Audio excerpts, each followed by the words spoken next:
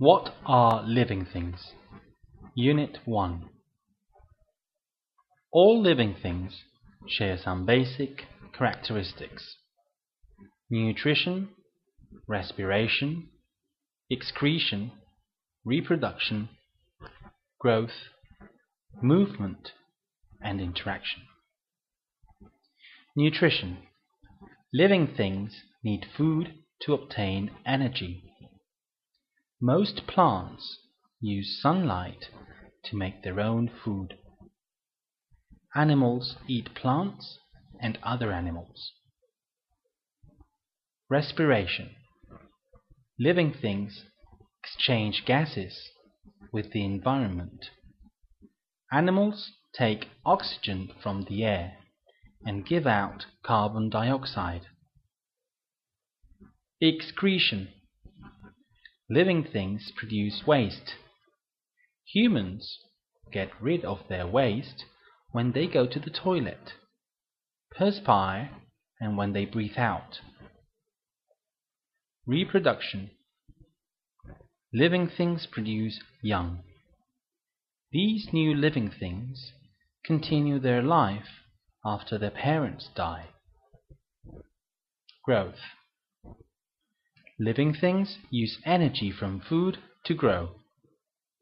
When living things grow, they get bigger and they change. Movement. Living things can move. Plants only move some parts very slowly, but many animals can run, jump, walk, swim, or fly. Interaction. Living things interact with the world around them. Most living things react to touch, light, temperature, and sound. The life processes of living things. Although living things have many differences, they all perform these life processes: nutrition, interaction, and reproduction. However, different living things carry out these processes in different ways. Nutrition. All living things take nutrients from the environment and change them into energy. Living things need energy in order to grow and develop. Different organisms use different methods to get the energy they need. Plants are producers. They make their own food by taking in organic substances from their environment and transforming them into a plant food called glucose. This process is called photosynthesis. Animals are consumers. They can't manufacture their own food, so in order to obtain the energy they need, they must feed on other living things. Decomposers are living things which feed on the remains of dead plants and animals. Fungi and bacteria are examples of decomposers. All living things interact with their environment. A change in the environment can cause a reaction. We call this change a stimulus, and we call this reaction a response. When we touch something very hot, our response is to move our hand away. Animals use their sense organs to detect stimuli. Although some plants, such as the Venus flytrap, have basic sense organs, most plants have no sense organs. Plants do, however, grow towards light, and plant roots grow towards water. Reproduction. This is the process that allows living things to create new living things that will be similar to themselves. Reproduction is essential for the continuation of the species. Different living things reproduce in different ways. Lions have young, called cubs, that grow to be adult lions. Butterflies lay eggs that hatch as caterpillars and develop into adults, and some bacteria divide to make copies of themselves. Cells. All living things are made up of very small units called cells. Cells are the building block of life.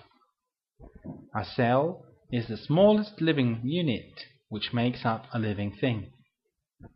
We need a microscope to see cells because they are very small. Some living things or organisms have one cell. These are unicellular organisms. Other organisms are made up of many cells and are called multicellular. There are more than 10 billion cells in the human body. Because cells are living things, they perform the life processes of nutrition, reproduction, and interaction. They take in nutrients and they reproduce by dividing into two again and again. Cells can be different shapes and sizes. Different cells carry out different functions. How are living things organized? A cell is the smallest living unit. Cells can carry out the same function together to form tissue. Tissue is made up of many muscle cells grouped together. Tissue groups together to form organs. Organs, such as the heart, contains different types of tissue which work together to perform a particular function. Organs that work together form systems, such as the circulatory system. When all the systems work together, they form an organism. An organism is a living thing. How are living things classified? Living things can be classified into 5 groups called kingdoms. Living things or organisms in one kingdom share similarities and are different from organisms in other kingdoms. Monera Kingdom. All the living things in the Monera Kingdom are unicellular, so they all consist of a single cell. Unicellular organisms can be found on land, in the water, or the air, and inside other living things. Bacteria belong to the Monera Kingdom. Bacteria can be helpful or harmful. Some bacteria can cause illnesses, while other bacteria are used to make food, such as cheese and yogurt. Some bacteria feed on dead plants and animals. Protist Kingdom. Living things in the Protist Kingdom are usually unicellular, but some protists are multicellular. Like bacteria, protists can be helpful or harmful. Most protists are found in the water. The amoeba is a unicellular protist which takes in its food by absorbing it. Algae is a protist that can be unicellular or multicellular. Members of the fungus kingdom can be also either unicellular or multicellular. Yeast is an example of a unicellular organism, and mushrooms are examples of multicellular organisms. Fungi can't make their own food. They take the nutrients they need from the remains of dead plants and animals. All plants in the plant kingdom are multicellular organisms. They make their own food by taking energy from the sun. This process is called photosynthesis. During photosynthesis, plants produce oxygen, which is then released into the air. Plants can't move around, but they can move certain parts, and they can react to stimuli, such as light and water. Some algae can be classified as plants because they perform photosynthesis.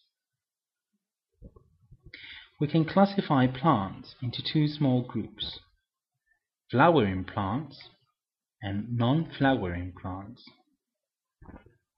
All animals in the animal kingdom are multicellular.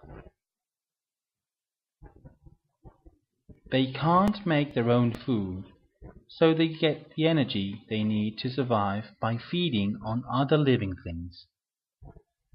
Animals release carbon dioxide into air through the process of respiration. Most animals can move around, and they use their sense organs to interact with their surroundings. We can classify animals into two smaller groups: vertebrates and invertebrates.